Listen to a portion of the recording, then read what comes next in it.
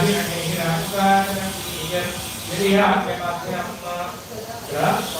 చేస్తున్నాడంటే ఇక్కడ వీళ్ళకి అశోక వనంలో సీతమ్మ వారు చూసిన తర్వాత ఇక రాక్షసులందరూ సమూహం వచ్చేసిన తర్వాత ఈ రాక్షసుల్ని ఎలా సంహరించాలి అనేటువంటి దానికి ఒక స్ట్రాటజీ ఆయన ఆలోచించారు.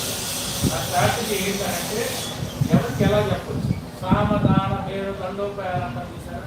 సామవేదం అంటే ఏంటంటే కాస్త చెప్పంగానే వినేటువంటి దాన్ని సామవేదం అంటారు.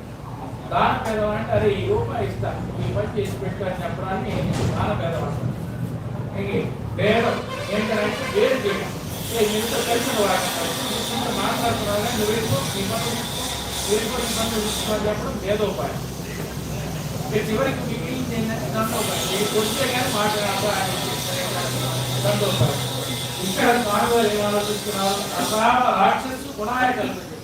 రాక్షసుడికి చెప్తే పెట్టాడు ఆవిడ వాడి గుణం ఏంటి, రాక్షసు వాడిని చెప్తే వాడు ఎంత అర్థం చేసుకుంటాడు. కాబట్టి అది రామనాథముడు లేదు ఇచ్చింది, ప్రధాన పనుకోబట్టి చేసి ఇచ్చింది. ఎవరికైతే డబ్బు లేదో వాడికి దానం చేస్తే ఉపయోగం, కానీ డబ్బు నోడికి మనం ఏం దానం చేస్తాం. కాబట్టి ఇక్కడ కూడా ఆ దానోపాయం కూడా పనికిరాదు. అదేన సాధ్య వరదంతాగన వీళ్ళందరూ ఒకే రకమైనటువంటి ఆలోచన విధానం కలిగిన వాళ్ళు. వీళ్ళని వేరు చేసి వీళ్ళని ఏ విధంగా వేరు చేసి విధానం చేయించలేదు. కాబట్టి కేవలం మిగిలిన ఒకటే ఏంటి అంటే పరాక్రమం కేవలం అవుతుంది.